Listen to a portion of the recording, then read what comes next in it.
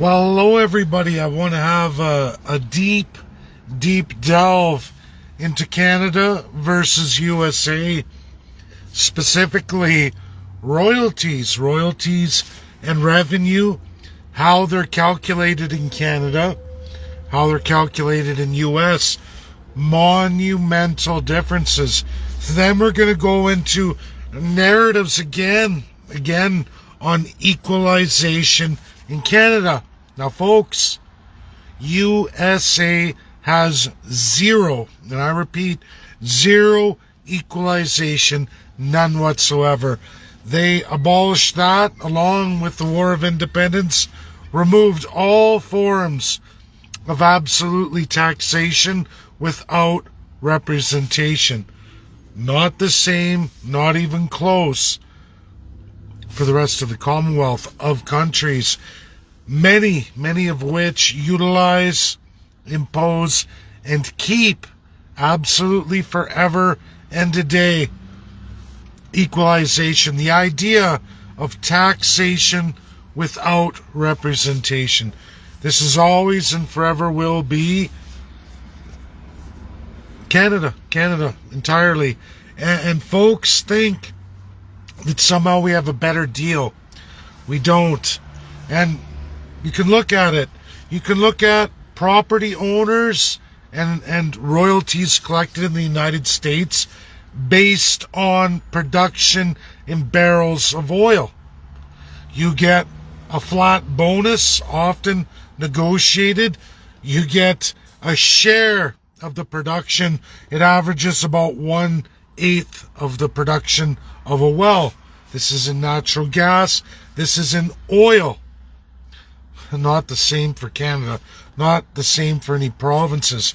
You get into state sources of revenue versus provincial revenue. And folks who talk about applying royalty credits to gasoline, like we're seeing UCP roll out, telling Albertans they're going to save you a bundle. Unfortunately, that isn't true. Not only is cutting your royalties further away from the United States of America, and to put in perspective, folks, the average state in the United States of America baselines at 12% royalties per barrel of oil, regardless of oil prices, regardless of anything except how many barrels are produced. Not what's the company's revenue, what's their net revenue. They go always by production. Oil companies have no problem with this because it's mandated and it's enforced constitutionally in each and every one of the states. Furthermore, federal public lands of the United States also have a royalty rate. If you drill offshore in the United States of America, according to their version of oceans and continental shelves, charge a whopping percentage of royalties. Now, Albertans are fooled. Big fools. They're told, hey, there's a window between $55 a barrel, $120 a barrel. This is your line. We will allow you anywhere from this percentage to that percentage on net revenue. Do you know what oil companies do? They will invest in production somewhere else. Do you know where the whopping amount of that somewhere else is, folks? In the province of Alberta? Not in the province of Alberta. Right now it's in South America, in Africa, throughout the continent, off the coasts by said companies. You're watching any source revenues in the gross be transferred into investment somewhere else. Welcome to globalization. You're not nearly getting the revenues for the massive, whopping amount of resources you produce. You produce so much oil. You're 25% of USA's production and resale. Just the United States of America, just the province of Alberta, specifically northern oil sands. Fact, reality. Private property owners in Alberta do not get any say over their royalties. Lease deals nowhere near anything like the United States of America. Which now brings me into that education. You've got it.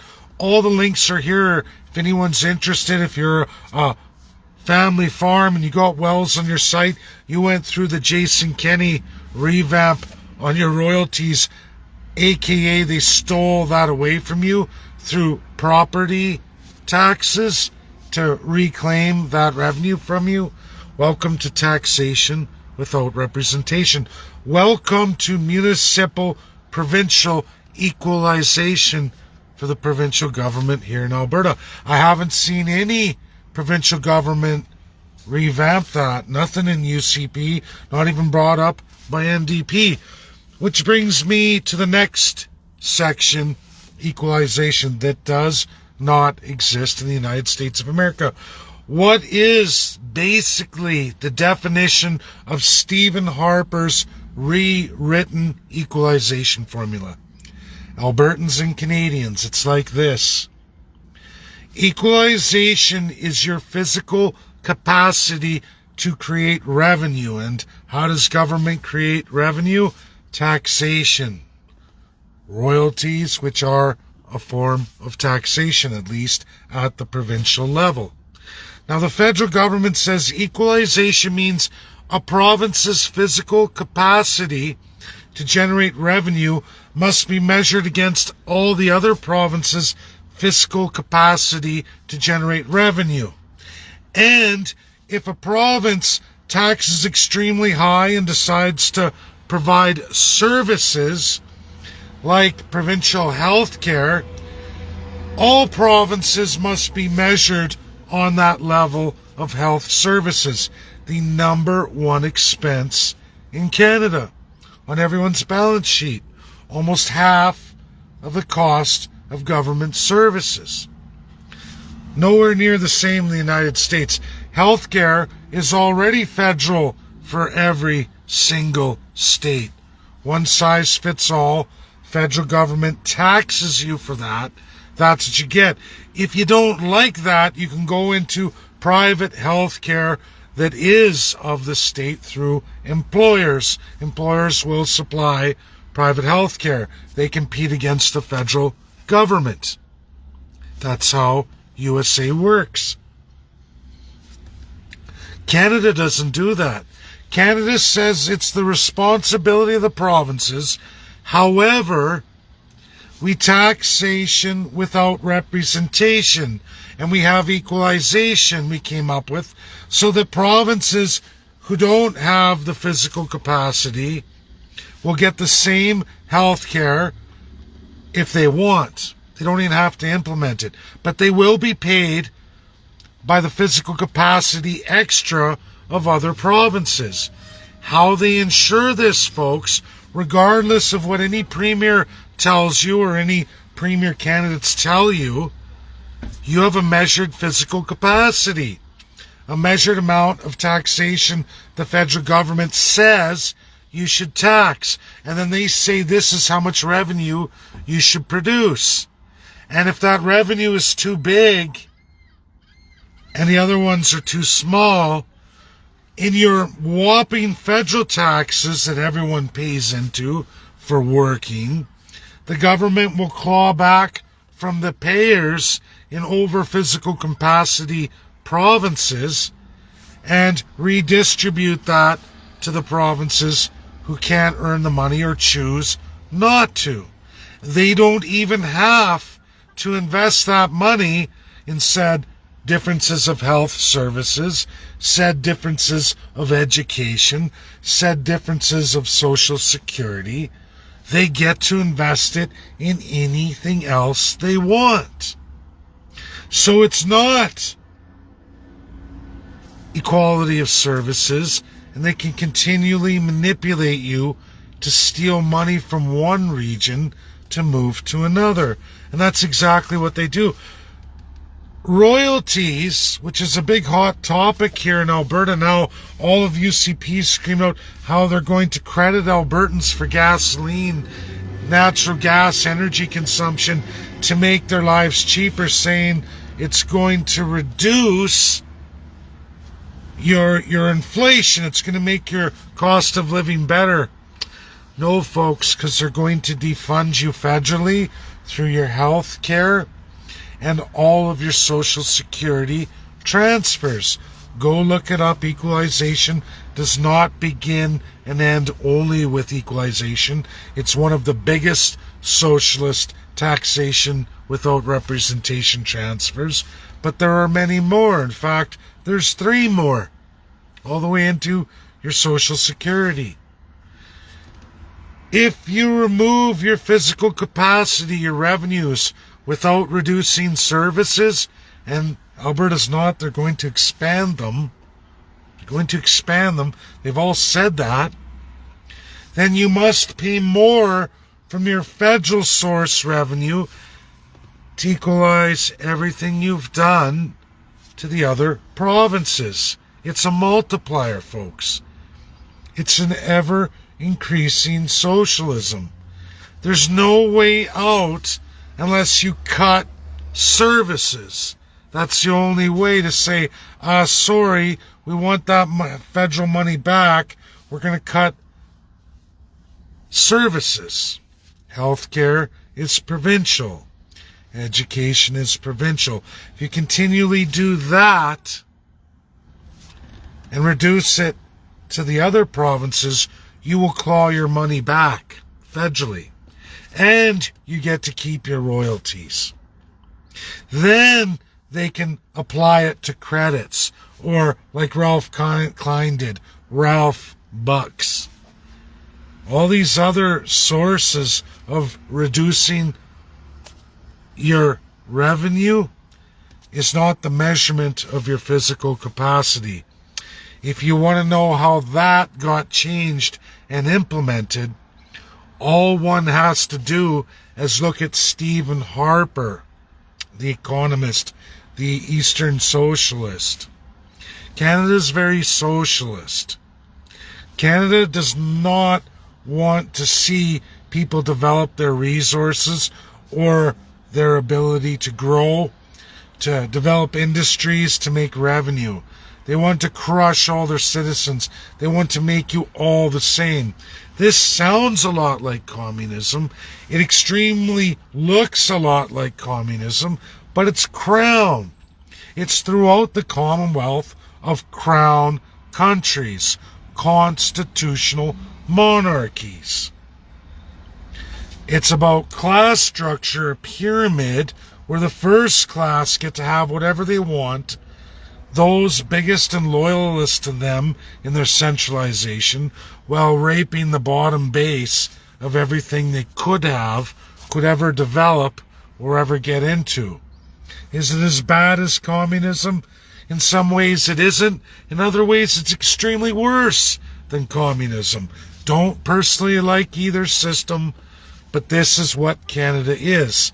The sooner we start accepting it for what it is, the sooner you can start changing your filthy, corrupt politicians, because they're many, and they treat you all like dullards.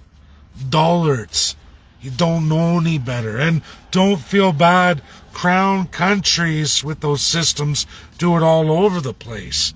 Look at South America. That's all Spanish colonialism. Same crown design. A lot of those countries kept their crown designs constitutionally. Even same as lieutenant governor, governor general crown positions to rape, pillage, and plunder. Unitary states are all based off of empires of colonial past.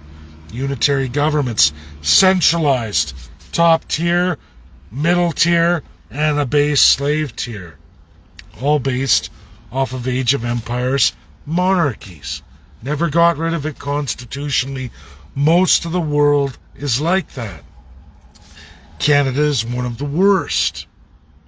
It's called taxation without representation. Something America did away with in the War of Independence.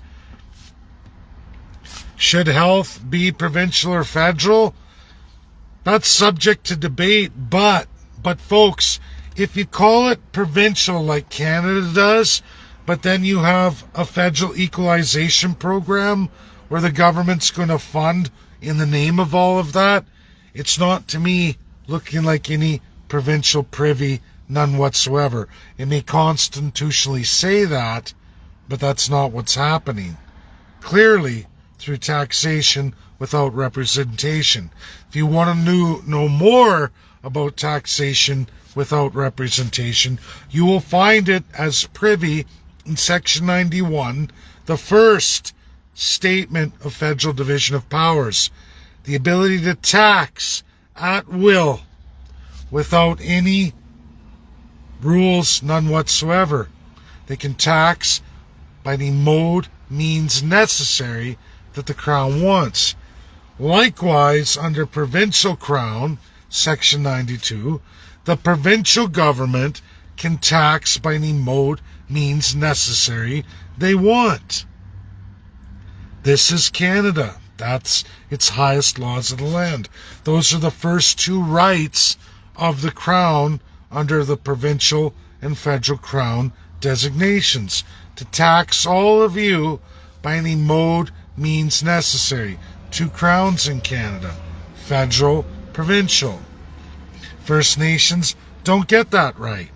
Neither do any municipal governments, none whatsoever, only at the enactment of provincial governments. And they do property taxes, other creative ways through bylaws. Local municipalities put infractions, fines, and penalties. There's their source of revenue, or your lease of different spaces inside that municipality. Ability to use it. All of it, and I repeat, all of it, of municipal is privy of the province. Unfortunately for all First Peoples on every reserve in Canada, that is privy, absolutely, of the federal government, who does not allow you to tax or collect revenue by any means necessary, none whatsoever. Reserves that incorporated through a province, who didn't go through the federal government, went out on their own like a corporate, through the Corporations Act of said provinces, they get the power to collect revenue subject to the province and the province's laws. But again, then they have no protections, and their property can be seized or taken just like any other corporation by said provincial crown. Is it better? Probably, because at least you have ability to generate your own monies. But either way, you're not truly sovereign. You're not in self-government, not in self-determination, and you've definitely not settled any claims. This is contrary to the United States of America. Our royalty rates here in Canada, even in Alberta, the province of Alberta, are the worst. Comparatively, there's not another state in the United States of America where Alberta defeats the royalty revenues percentage than any other state in the U.S. In fact, it's considerably lower by astronomical margins. Astronomical margins. The people of Alberta don't truly really get their royalty rates. Or if they do, they're subject to the provincial government, who will claw them back anytime they want. We just watched it happen in southern Alberta. It's a whole pile of communities not too happy as they watched municipalities have to claw back the revenue the provincial government stole by changing the goalposts. Taxation without representation. And remember, folks, your physical capacity, not what your provincial governments credit you. If they don't reduce services, your equalization will only go up. You haven't saved any money at all. You've lost money. And your equalization goes up. Robbing Peter to pay Paul, the illusion of something that's going to help you, when the federal government, for every provincial action to credit you, The federal government claws it back, and it's a multiplier across many poor provinces. This isn't rocket science. It's in black and white. It's right here in the title of this. People, I suggest you read through it. Look at all the states of the United States.